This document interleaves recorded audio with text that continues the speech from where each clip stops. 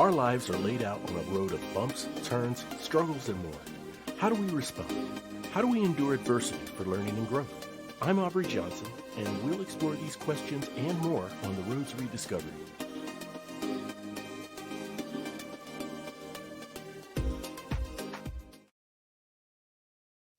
Hello, everyone, and welcome to another exciting episode of the Road to Rediscovery. I'm your host, Aubrey Johnson. The Road to Rediscovery is about reflecting on life lessons to learn and grow from them and to take it to the next level and help others who are struggling through dark times. As you know, on the Road to Rediscovery, we are very passionate about the quality of content that we deliver to all of our listeners. If you like what you hear on the show, please feel free to visit roadtorediscovery.com/support. That's road, the number 2, rediscovery.com/support. We'll even give you a shout out. And as always, there's no obligation. We are truly grateful for your listenership. So thank you. Thank you so much.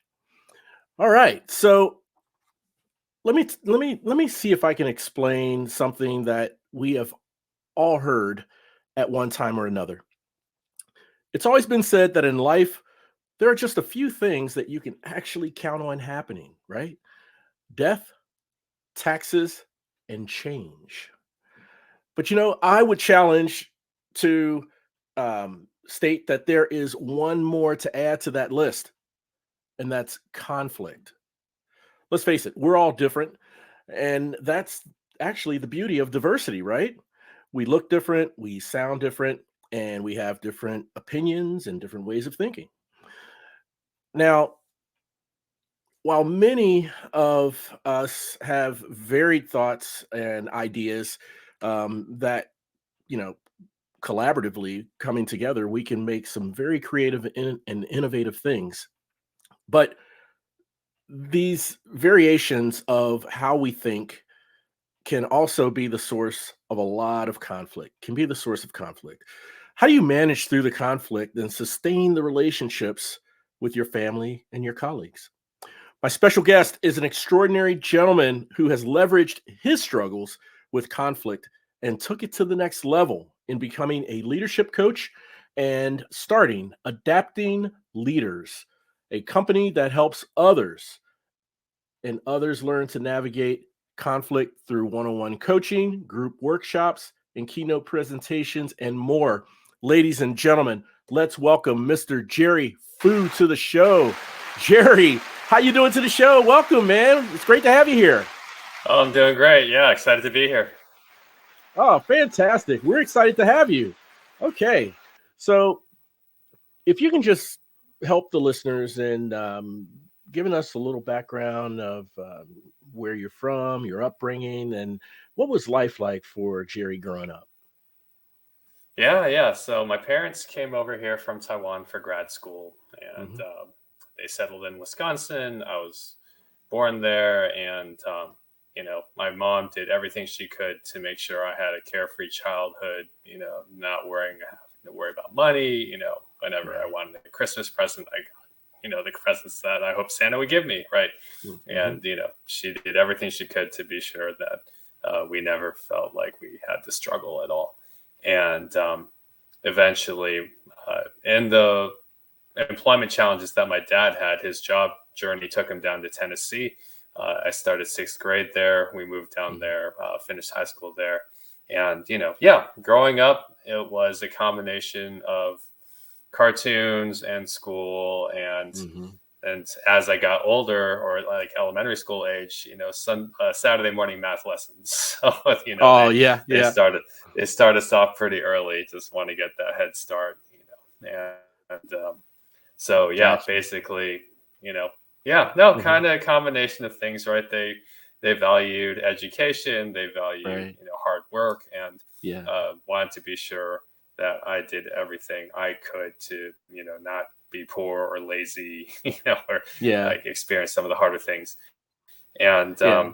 you know, so Yeah. defaulted to a pre-med path because I grew up with cousins, both of which went to Harvard and became physicians. So pretty high Gotcha. bar to set and meet. And so, but the problem is, right, when I default to medicine and not something that I'm passionate about, and Right. understanding my reasons for becoming a doctor, aside from, well, I want the good life and I want respect and I want Right. money, right? That's not going to sustain you if you're going to pursue a career in medicine. So Right. when I hit my first roadblock in college, when I made a C in organic chemistry, and so I said, well, in my mind, right, I've met other med students that have been through much worse, and Right. still, find their way to med school, became physicians because they wanted to, right? Their desire was stronger than mine.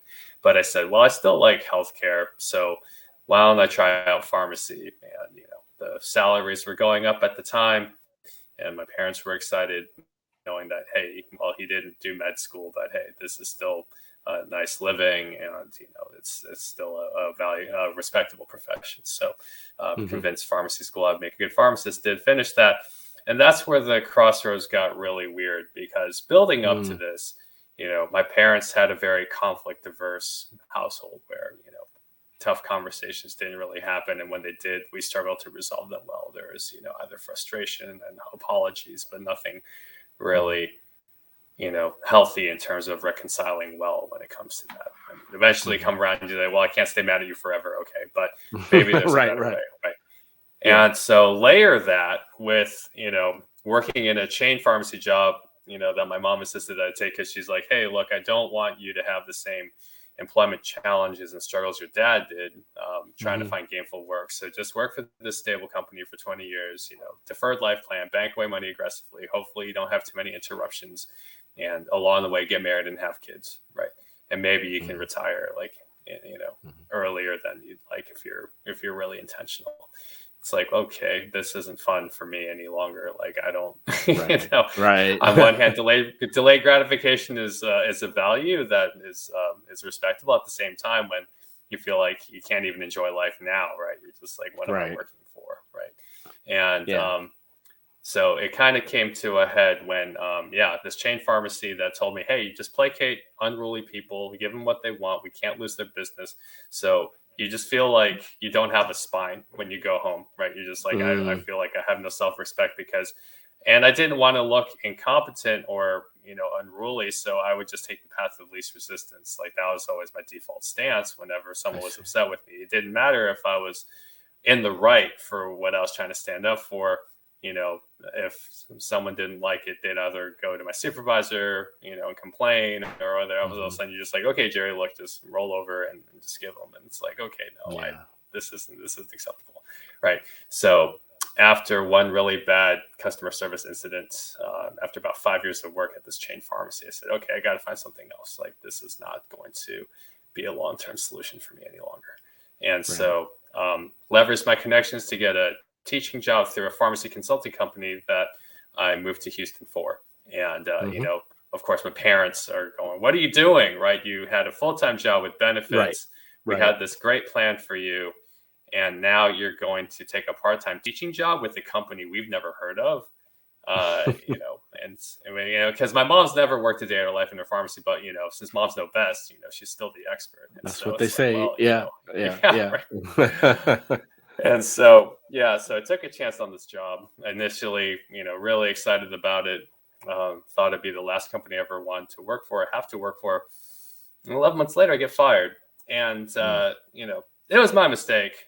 There was work. I needed to draft test questions. I didn't get them done. And my thinking at the time, right, was I thought, well, as long as I'm doing better than 70% of my colleagues, at my chain pharmacy, that worked. Like, my boss might be mad at me, but she's like, well, Jerry's a harder worker than most of the people here. We can't afford to lose him. But now I'm being held accountable for work that it's like, no, we are not paying you to give us stories as to why you didn't get the work done. We are paying you to get results, right? Yes. And, it took getting fired to, realize that my way of thinking and doing things was not going to cut it. And so it's sad that it came to that in order to learn that lesson. But at the same time, there's no crying over spilled milk, right? No. Either it's the worst thing that ever happened to you, or it's the best thing that ever happened to you, because it was the wake-up call that says, hey, get better and quickly, right? I still got bills to pay. And that's where the roller coaster on my career got a sharp turn. in that I ended up at an independent pharmacy, House of Cards, where 4 of my paychecks bounced while I filled for crooked doctors.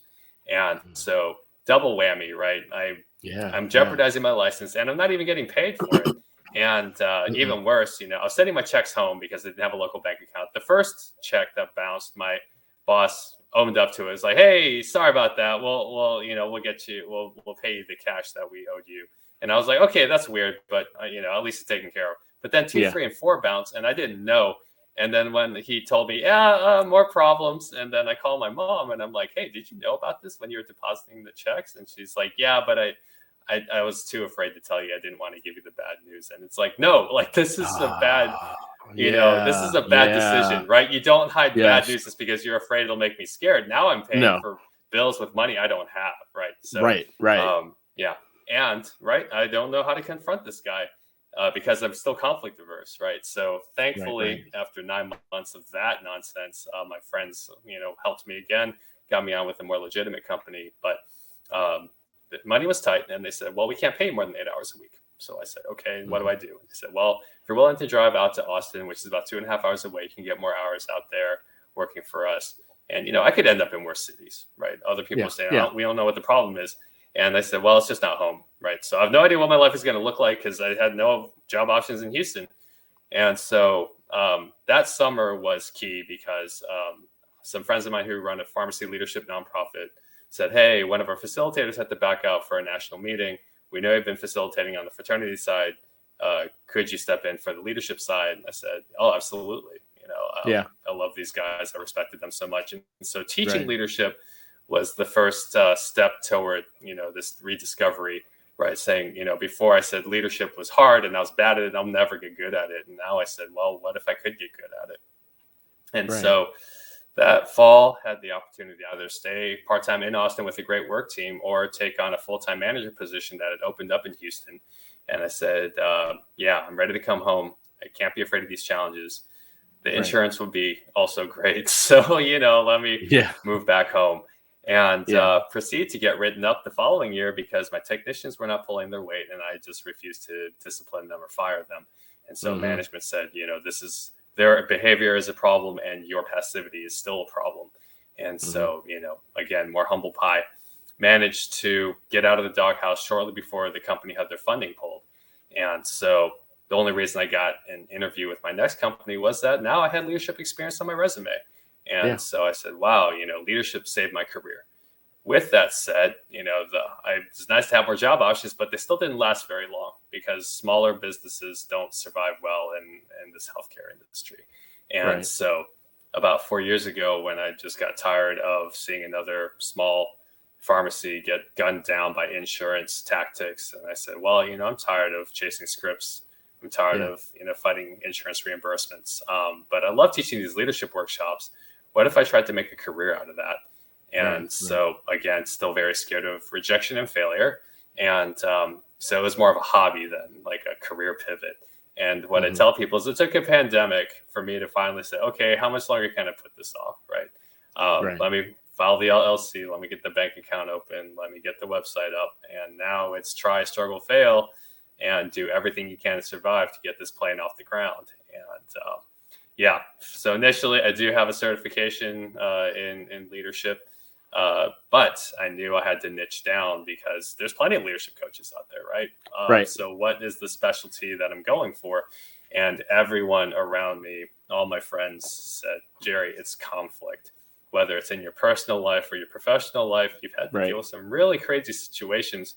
And, it'd be silly for you not to turn around and help other people with what is a very specific challenge in skill development for people like you, in your same demographic 10 years ago who, come out of college. What they realize is that what their parents told them growing up no longer holds true. And, they're like, well, what do I do now? I got the MD, I got the family, I got this. And now I thought that was it. But now I've just realized I've inherited a bigger set of challenges that I thought I wouldn't have to put up with or that no one told me about. So these are the kind of conflicts we're dealing with, right? Whether it's in relationships or your own path or others' expectations, like you said, right? There's no doubt that a guaranteed thing in this life is conflict. So either you can try running from it, or you can start to, run toward it and actually maybe grow and realize maybe I can actually handle this. Absolutely. Yeah. And that's the fight or flight type Hmm. of response, right? So do Yeah. you run away from it or do you lean into it, right? And Hmm. it sounds like you've leaned into it, and it sounds like you have had numerous times throughout your career where you were introduced um, to conflict, where Hmm. I don't want to say there's an opportunity, but there's potential conflict that would happen because of some discipline you may need to do for Hmm. or towards the technicians, Hmm. or just some strong language you may need to give to your old boss who was bouncing your payroll checks. It's and when those times present themselves and you decide to go the other way, it's at first sight or first at first sight it may sound counterintuitive, where all I do is just do my work, don't rock the boat, and everything will be just fine, right? And there's a lot of cases where when you actually Hmm. operate that Yeah. way, it makes things more wavy, because it's Hmm. you're Yeah. actually not addressing things that need to be addressed, and so forth. So it sounds like you've Hmm. had to kind of discover, after those numerous chances and opportunities, um, um, what it means to have an adult conversation, to have those hard conversations, Hmm. to understand, I guess, the meaning of the meaning of having a productive conversation that leads to a resolution, and it's not finger pointing or yelling or Hmm. screaming, shouting matches or anything like that. Hmm. So, uh, can you talk about Hmm. the separation? Is there what type of separation, if any, needs to happen for? Well, you know what? Let's scratch that. I'm going to back up a little bit, okay? And I want to ask you, what are some of the common fears Hmm. that people Sure. have when it comes to conflict? Yeah. Yeah. What are the concerns, right? First is, well, people won't like me for bringing this up, right? I don't want to, I don't want to, I don't want them to be upset because, like, I'm showing them that things aren't Hmm. exactly up to par, or that I'm unhappy with their work Hmm. performance or anything else like that. So that's the first fear, right? It's just saying, well, I'm going to lose my popularity. Like, people won't like Yeah, me. And I'm a likable yeah, guy, right? It's a threat in our identity, right? yeah, yeah, Everyone wants to be the leader that everyone loves to follow. And what they don't see, though, is, the reason they follow them is not because they like them, it's because they respect them, right? right, right. People may say something like, well, yeah, Hmm. Jerry's really, anal retentive about, punctuality, but you know what? He sticks to his guns, right? At Yeah, the same yeah. time, they may say this, it's like, man, Jerry's really nitpicky about, typing up prescriptions accurately. But you know Yeah, what? He cares, right? He doesn't micromanage, but at the right. same time, he's really holding me to a higher standard, Yeah, because he cares, right? And that's right. one of the key phrases that I've had to learn to help people understand when they say, "Man, you seem to be really being hard on me right now." And I say something like, "Look, I wouldn't tell you this unless I felt like you can handle it, right?" Absolutely. And Absolutely. that doesn't work if you only say that just to placate them. I guarantee you, like that's going to hurt you in the long run. You have Yeah, to genuinely mean it. Like, you have to genuinely see the potential and who they could be, and allow yourself to get frustrated as to why they aren't meeting it yet. Like, that is the right, only right, way you get to say that. When you say, "I see so much potential for you. What will it take for you to see it in yourself?" And and right. that's an okay conflict, right? That's a healthy conflict when you have the current version of you and the future version of you, right? Knowing that, Mhm. hey, what got you here now won't get you here, won't get you where you want to be in 5 years unless you change. Right. Absolutely. And yes, you're right. You have to be genuine. You have to be authentic and thoughtful when it comes to, giving that type of feedback, and the way adults are today, Mhm. um, that respect is reciprocated. Even if you have to tell someone something unpleasant, Mhm. or something that you disagree with, how they're operating or how they're functioning or working, if it's in a business environment, or a family member who may Mhm. have resorted to bad habits. When you Mhm. have that conversation, and you tell them, as long as you come across the right way and you're genuine and thoughtful, Mhm. um, I've learned, in at least in my experience, the respect has been reciprocated back, because I'm saying this out of respect. I'm saying this out of care. I'm Mhm. saying this out of passion, right? Mhm. And do you think that's one of the best practices, or what is that one of the best practices that you teach your clients when it comes to managing conflict? One of the Yeah. principles. So why don't we let's use an example, right? So people can really Yeah. sink their teeth into it. So we're not just talking in theory talk. Yep. So I'll use a situation. So I had a technician. I'll call her Emily, right? And Okay. Emily, she's sweet. She has a great sense of humor, and she's terrible in terms of focus and discipline. Like she will show up late, 30, 40 minutes late sometimes, and she Hmm. just shows up, and then Hmm. not only does she show up late, she takes another 15, 20 minutes getting coffee and getting settled, and she's cutting up with people. And so Yeah. now pretty much we've been open an hour in the pharmacy before she finally decides maybe that she wants to get to work, right? Right. And I'm not here to refute the idea, hey, work should have good morale, like have fun while you're working, absolutely. Sure. It doesn't take away from the fact that you have a job to do, right? Like That's right. like like working hard and having fun are not mutually exclusive. And it sounds like, but this is where she is. And so, Hmm. in my conflict aversion, right? Like we try to have a group meeting after we've Hmm. seen enough from her, and we try to Hmm. have a group meeting where we're talking to everybody about punctuality, because Oh, everybody yeah. should know about punctuality. But we're really Sure. talking to Emily. Hoping it gets through to her. And Yeah. guys, don't rely on that. In this Right. case, No. though, thankfully, she did say out loud. She goes, "You know what? I should show up on time, right? I need to Mm. come here Hmm. earlier." And we Hmm. initially said, "Oh, thank goodness!" Like she Yeah. got the message, and hopefully, see. Yeah. And she proceeds to be late for the next 5 days. So now, right now, we're unhappy with this because, Sure. again, right, some people will have great intentions and it doesn't Mm. translate into results, right? Right. And Right. so now I've decided to write her up because the rest of the team is frustrated and I can't afford to have them frustrated feeling like I didn't enforce rules, Right. or if she's not pulling her weight, that I'm not giving her some kind of like warning, because clearly a verbal warning wasn't cutting it. A group Right. discussion wasn't cutting it. So, okay, Hmm. nope, I've got to give her strike one. And Yep. so we pull Emily aside, me and my other pharmacist, and we're like, hey, um, we're not happy with your performance. Like you've been showing up late, you know, 30, 45 minutes. You take another 15 minutes to get settled. We've lost an hour.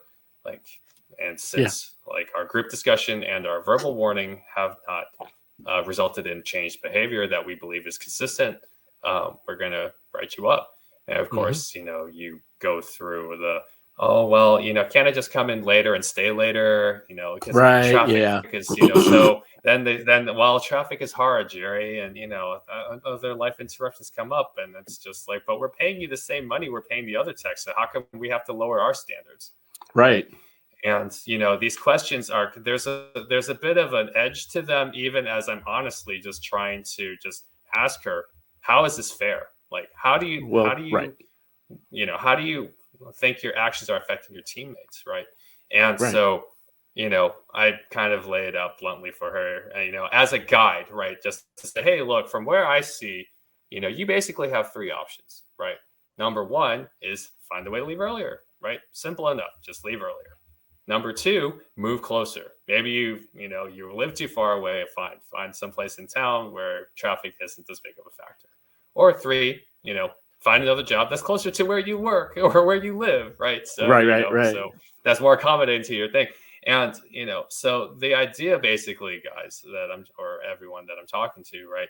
What I hope people see is that when you realize, hey, look, the overall message is, hey, we want you to understand that you are the one making your own decisions, right? No one else has a say in what kind of decisions you make. That's right. And, we are telling you exactly what we need from you in order for you to stay on good terms here. Like, that is a That's right. loving thing, right? If we are not happy Yes. with you, the worst thing we could do is just, find excuses to fire you and then fire Right. you. And then that's it. But we are Yeah. giving you a chance to show that you are going to, step up to the standard that we know Yeah. we need here at the pharmacy to be successful. Right. So, Right. and one thing we say, right? The opposite of love is not pain. The opposite of love is apathy. Right. Right. Right. Discipline. Right. Like, disciplining your kids is never fun, but it's loving and it's necessary. And, That's right. for people to be like, well, I don't want to hurt them. It's like, no, they're going to have some really bad habits when they get older. And what's the cost of inaction? Right. Oh, Right. yeah, they're going to grow up to be really poorly adjusted adults unless I tell them, hey, no, it's not okay to just take stuff from other people's, wallets and purses just because you want it. Right. No, that's right. Yeah. And to me, that kind of relates to your example with Emily and what you were explaining to her. And like you said, Mhm. there's a slight edge to what you're saying, because, Mhm. I feel you have to kind of strike a balance, right? Strike a balance Mhm. between being thoughtful and compassionate Mhm. and showing that you care. But at the same Mhm. time, that slight edge, I think, in my mind at least, gives the person on the other end of that conversation the message that you mean business. You are serious, Yeah. you know, Yeah. and that edge is important. And you can deliver that in Mhm. such a way to where you're still caring and compassionate, right? Mhm.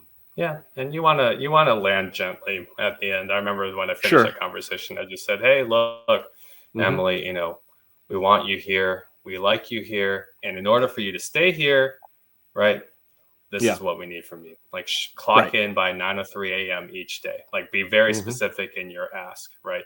Say, this Hmm. is what we need from you, right? Hmm. There's no Hmm. confusion. Well, did you say 9:05, or did you say according to my watch, or what my watch says this? It's just like, no, no, no.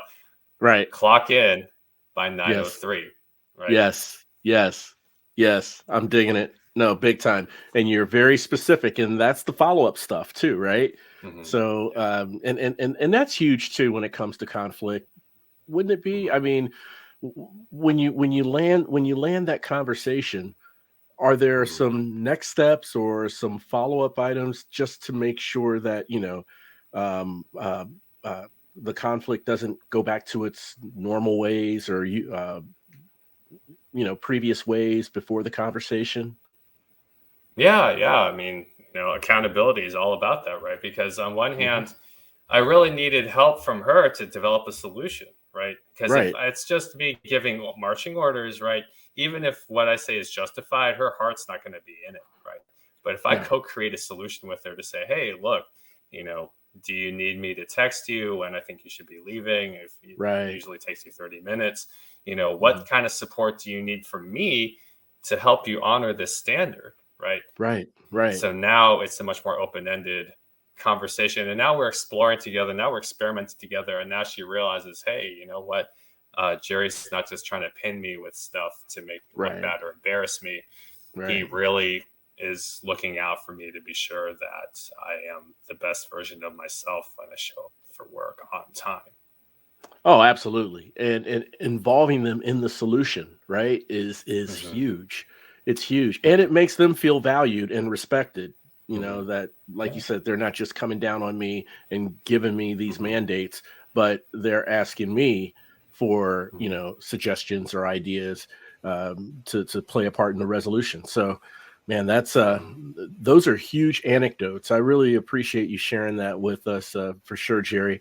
Now, I wanted to ask you a Yeah. question regarding companies, right? Conflict in a Hmm. business sense, and I'm Hmm. gonna travel down the path of diversity and inclusion. Okay, Nice. so most companies these days are pushing for diversity and inclusion in the workplaces, Hmm. right? my company, Hmm. my day job included.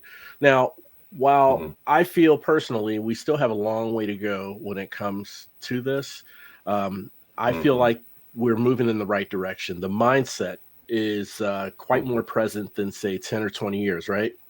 So, Oh yeah.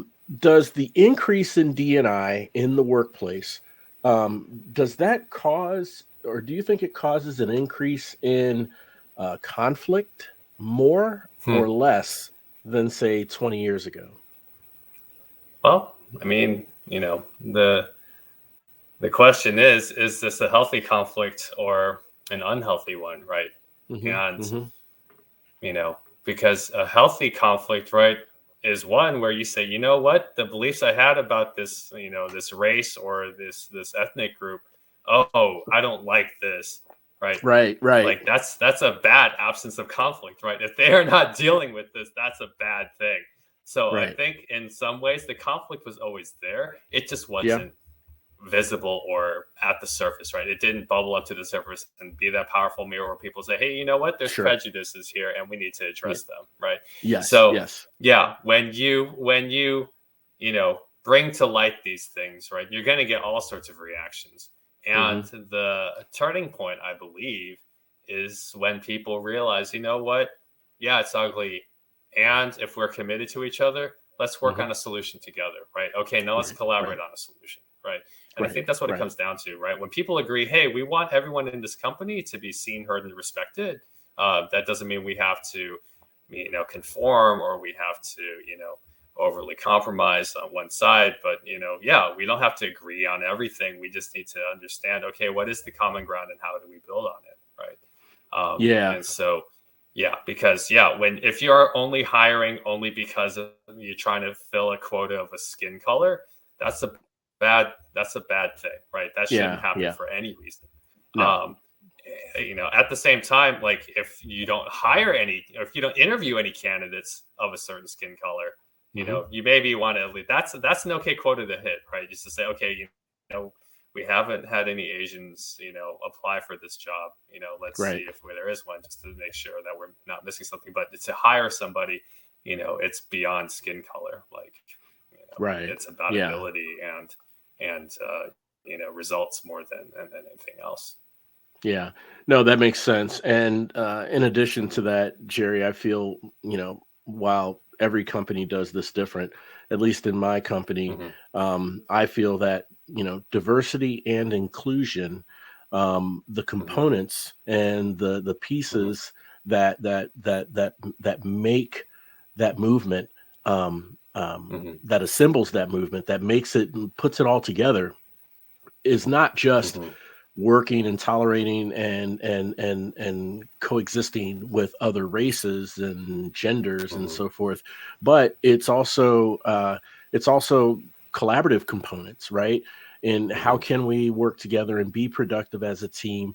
That's the inclusion part. And so Hmm. I think, I don't know whether or not it's more conflict today versus 20 years ago now with DNI Hmm. being like a big banner, but Hmm. I think there's some key components and anecdotes in DNI that can Hmm. help address conflict.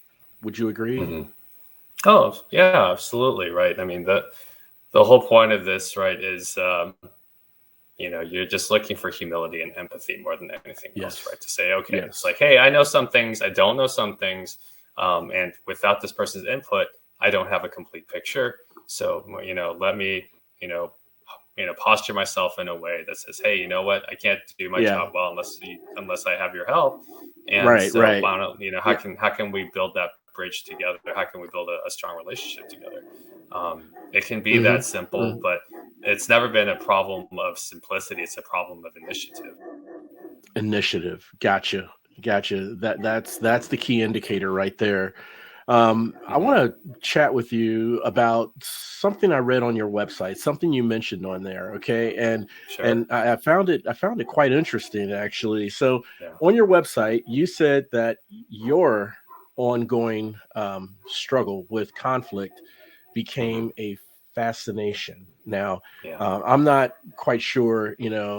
Most other people would consider a struggle that they're having a fascination. Mhm. But Mhm. can you describe your mindset or perspective that made this fascinating for you?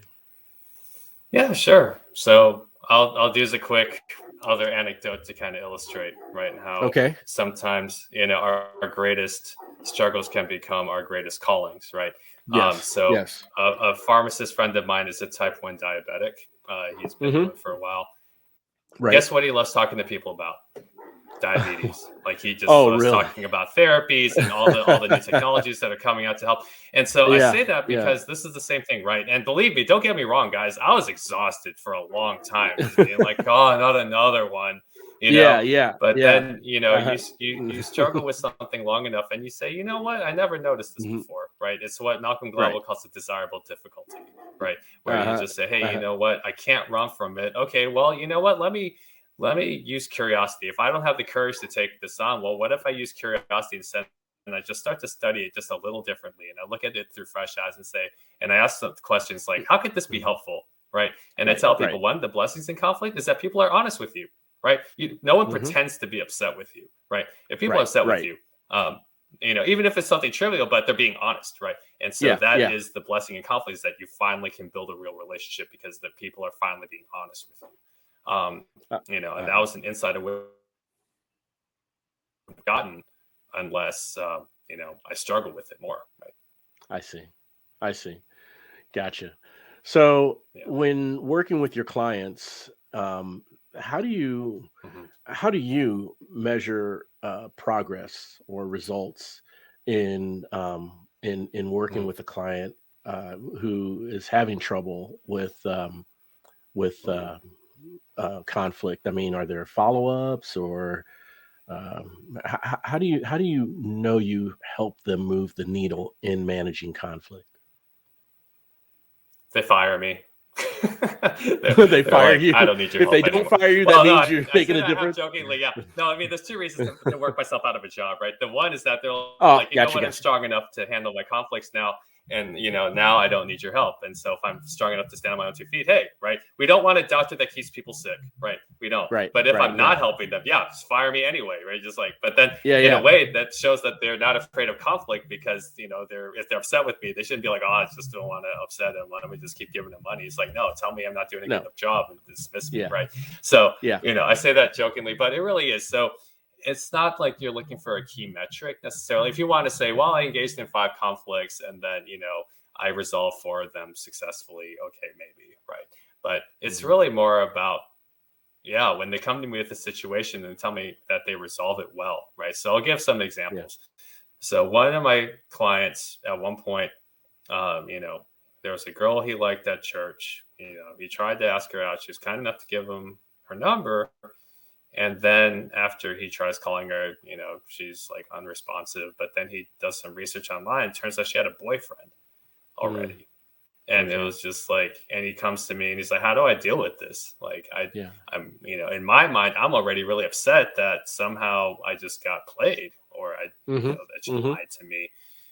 What do I do? And so Right. I give him some tips and I give him some openness to say, things like, hey, help me understand something, right? Yeah. I like you. You gave me your number, and then but then I found out online that you're actually not single, right? Right, How do right. what am I missing, right? And so instead of immediately jumping to accusing her and saying, well, hey, you lied to me and this is hurtful, right? Right, right. And to give her a chance to explain her side of things, to say, hey, you know what, yeah, I'm just too afraid to tell people, even though I'm in a relationship, that yeah, I'd rather just I think it's just easier just to give you my number and then ignore you, as opposed to just tell you up front, because I'm afraid you Oh, would I get see. sad or things like that, right? And Yeah, so yeah. to ferret this information out, or Uh-huh. just to kind of finesse it, really, and then he Yeah, comes back to me and he goes, yeah, I'm so thankful that yeah, I took your advice and that you gave me a plan so we could yeah. address this in a way that, yeah, it sucks that I'm not going to have a date with her, but Mhm, I'm mhm. just so glad I got this off my chest and it's not sitting on my chest anymore. So really, the question to ask is, how much relief do you feel now lately, right? Because if you say, Yeah. man, I feel so much relief because I've got this off my chest, I don't have any resentment built up in me over Mhm, slights or mhm. things, sometimes, if a fight's not big enough to engage, don't, right? Like if you have Yeah. trolls Yeah. online, it's like, it's not worth it's not worth your time to go up to everyone and be like, oh, I'm just Sure curious. isn't. Like, tell me more about why you're saying such hateful things, right? That's Yeah. just Yeah. not Yeah. worth your time and energy. But for Right. the fights, you can't avoid, whether it's with like your spouse or your coworkers or your boss, right? Okay, how do you handle this well, right? So another example, really quick. Another client had a really passive aggressive, temperamental boss. Calls her after hours at one point. She doesn't pick up because she's like, no, I'm not working. He blows that up. He blows up at her the next day. Just, I don't think you're committed. How dare you ignore my call? I needed you. And, the problem with passive aggressive is that if they don't set clear expectations, then they get to dance around and get angry at you wherever they want, right? Instead of really holding you to a high standard. And, she comes to me and she's like, how do I handle this? How do I address my concerns and frustrations without possibly antagonizing him further, possibly losing my job because I'm afraid that in the heat of the moment he might fire me, right? Right. And so we talk through this and we say, hey, posture this in such a way so that you're saying, hey, I'm just trying to be the best worker I can be for you. Can we talk about what happened yesterday to make sure it doesn't happen again? Right. Yeah. And you frame it for their benefit and you say, hey, look, this is what I heard. This is my understanding of what the expectations of the job are. Show me what I'm missing. Like, what do you want from me going forward so that we don't have to have this kind of blow up again? Right. And Right. So even if you don't feel like you had you did anything to provoke the situation, one of the fun tips is to apologize regardless of whose fault it is. Right. Right. And it is your opportunity to be the bigger person to say, hey, you know what? Yeah, this hurt. And I'm not in a position right now. I have to be smart and wise about how I address this in such a way that I don't condone it, but I allow the other person to save face. Right. So these are the kind of things that I help people with. Yeah. Yeah, that makes sense. And I don't want to be or sound cliche or anything, but couple things I've heard Dr. Phil say, which I mean, he's Dr. Phil, but two things that he says that I 120% agree with is someone's got to be the hero, okay, and take that higher path. Someone's got to be the hero, and and you do you want to be right or do you want to be happy, right? There's right fighters who welcome conflict because they always want to have conflict, create conflict, to fight to be right, and then once they're right, that's all that matters. Doesn't matter how the other person feels or anything. Being right is all that matters to them. Would you rather be right or rather be happy? So regardless of whose fault it is, to apologize, just the fact that it happened is a great way of opening and kind of not releasing, but letting down the guard a little bit from the other person, from being so defensive because you're not coming at them, with fire and brimstone, so to speak. Yeah. And so it sounds like in your work then, Jerry, results are assessed by the client in their experiences and not assessed by the coach. Is that right? I mean, more importantly, right? It's I mean, the coach can look at things and say, "Hey, how are we doing with this?" But ultimately, it's not up to me to define success for the client, right? If the client says, "Hey, you know what? I had a couple conversations, didn't go well, but I've learned from them, and now I feel more prepared to deal with future ones." I can't. It's not for me to say whether or not that's success in my eyes. If I said, "Well, you didn't quite, land the plane, according to my 5-step framework," then no. Right. Yeah, I think you can push a little harder. Like, no, like that's not coaching, right? No, that's not coaching. Right. No, because on one hand, the more opportunities they have to say, "Hey, I navigated that well." Sure, why wouldn't we want more of that? And at the same time, right, for some people, it is just, "Hey, you know what? Maybe success is just thinking about conflict differently." And maybe that's enough to help them and how they approach it. Well, if anything, that's a great start, right? The perspective on conflict, if you can change that perspective, you can pretty much change the behavior, man, that's tremendous, man. Jerry, you have some amazing insights when it comes to handling conflict. Really appreciate you being on here and sharing this with the listeners. I know a lot of my Yeah. listeners out there, they are in conflict, whether it's with Mhm. themselves or family members, Mhm. conflict with the person who is or a loved one who is going through repeated drug addiction and bad Mhm. habits, and trying to sustain that relationship, but at the same Mhm. time being honest and upfront and thoughtful to those, to Mhm. those loved ones, to make sure that they Mhm. don't feel like they're coming down on them or anything. And that can be tough to navigate for some people, but with your best practices and some of your principles that you've shared, at least in this conversation, Mhm. I think you could put them very well on their path for managing through those conflicts. So thank you for sharing that, for sure, man. I Yeah. have a quick question regarding one-on-one coaching versus group Mhm. coaching. Okay, like Oh workshops or yeah. something. Yeah. So Yeah.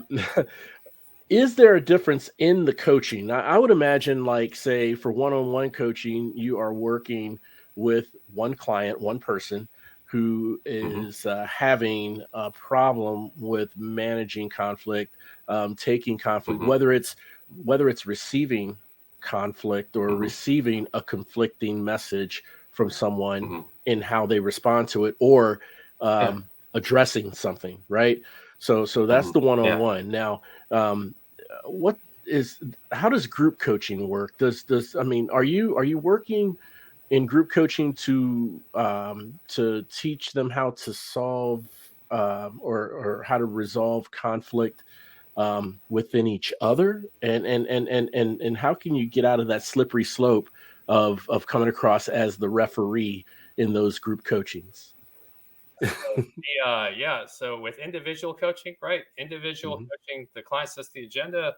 You hear one perspective, and you take it for what it is, and that's pretty much it, right? If they run out of challenges they need my help with, then either Mhm.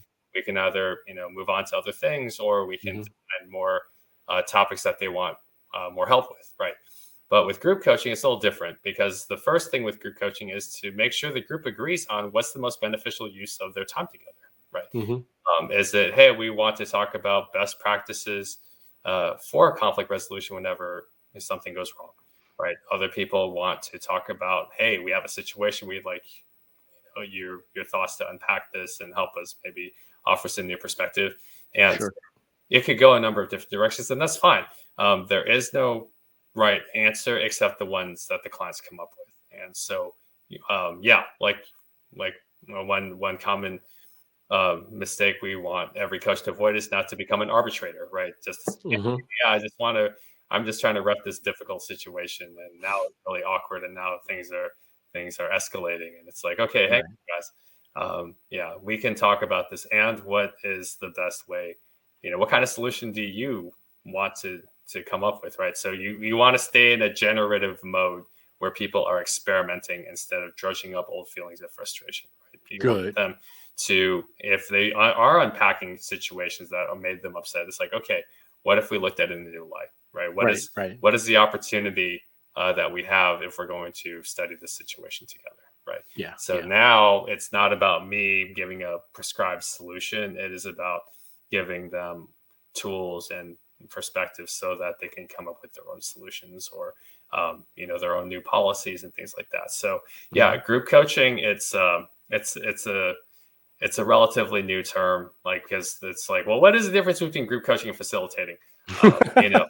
Facilitating is around a set topic, and I think group coaching is more about, hey, you're coming to me with an agenda, Right. and Right. okay, let's help each other navigate. So instead of coaching one person, you get a couple different personalities in there and see how they mix, and then also, yeah, I think you learn like a lot about team dynamics when you do group coaching. Gotcha. Gotcha.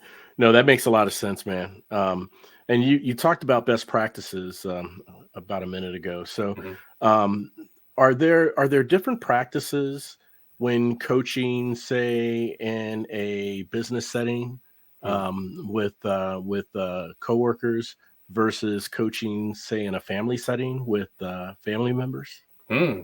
Yeah. How do you distinguish, techniques that would be better at work versus at home, right? Right. So part of it is understanding what kind of leverage you have in a work setting, right? Hmm. Mhm. How you coach a boss who needs to confront, a subordinate, right, or his supervisor is different when, you're telling a son how, or you're coaching a son and how to tell his dad that he wants to withdraw from med school, right? Yeah. Yeah. Like like there's definitely different.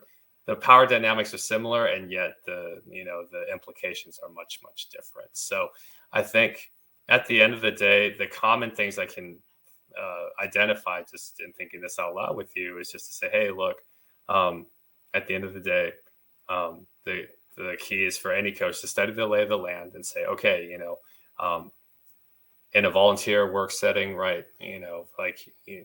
What you can't just threaten to fire people when they'd already quit anyway if you're upset with them, right? That's right. That's right. Because Yep. so I think in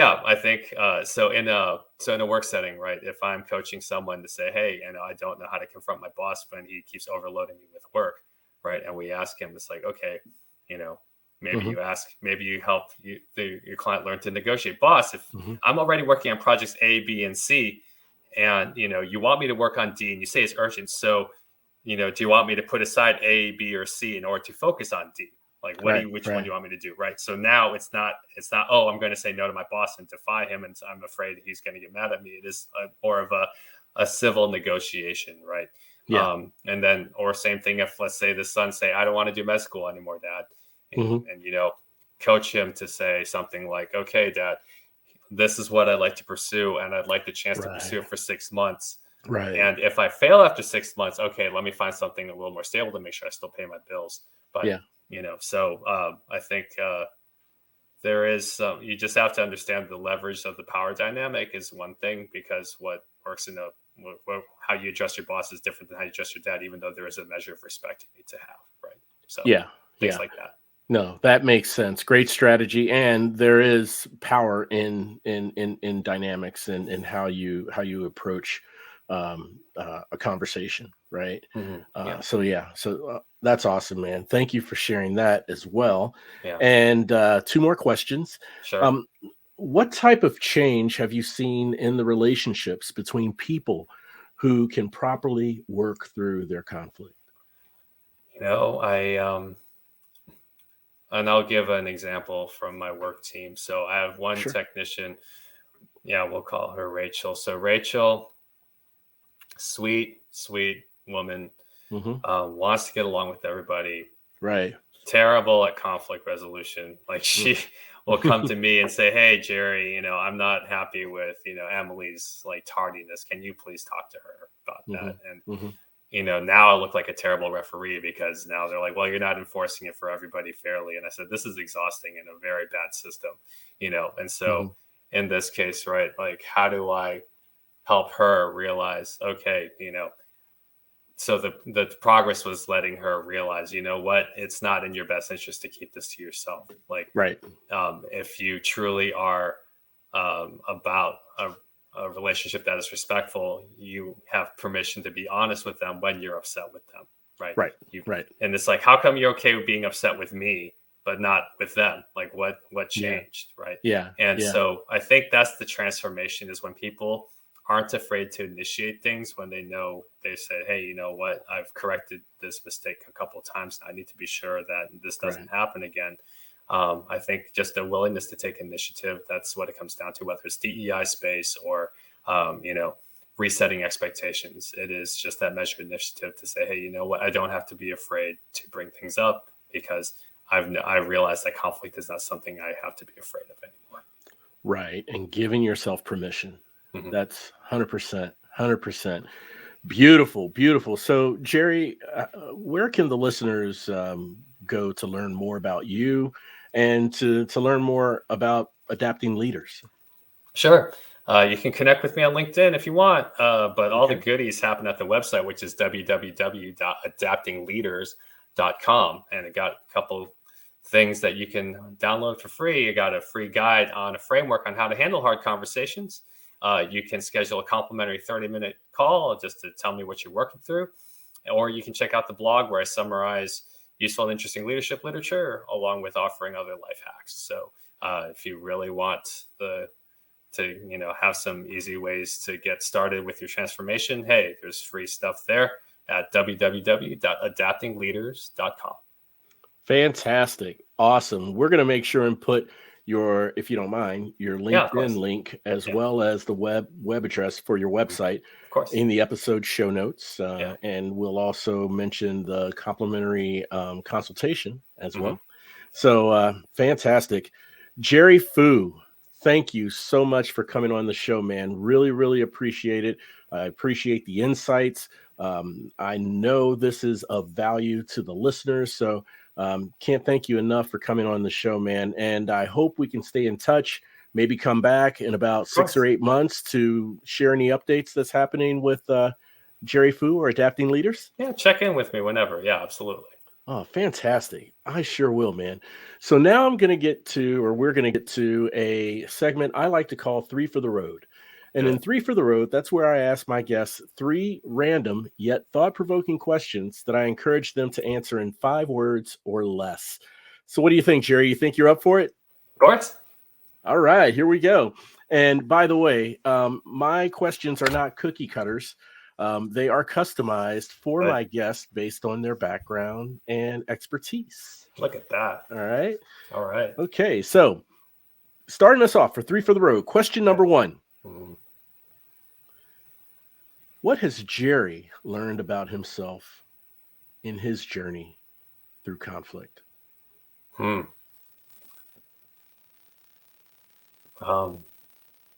learned that if I'm willing to believe that I'm capable, that is the first step to becoming capable. Nice. You got to believe that you're capable.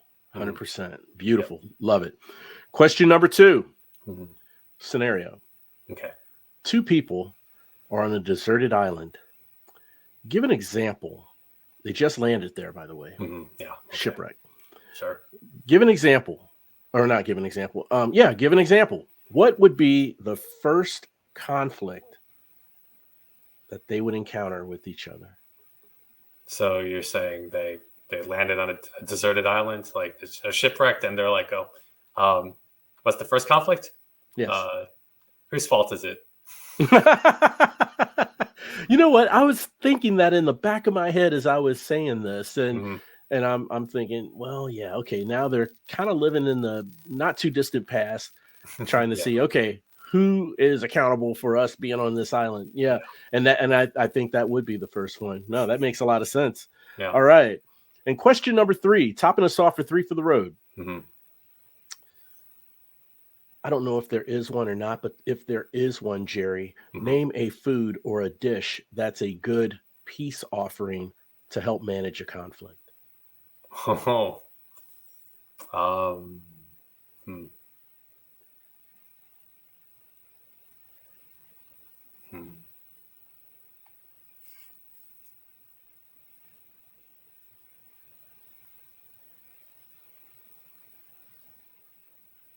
Well, I mean, at least here in Texas, brisket seems to go over pretty well. There you go, brisket. and brisket goes over quite well indeed. I mean, especially up here in North Dallas. So beautiful. Yeah. Brisket for sure, man. At least in Texas, it's a peace offering. Yeah, absolutely. Yeah. Unless you're vegetarian, and then that just leads to more Well, exactly. Now you're back at square one, right? Exactly right. It's like, sorry about that. Yeah. Vegan brisket, sorry. And then that also leads to conflict. So. Yeah. Oh, right. No, for sure.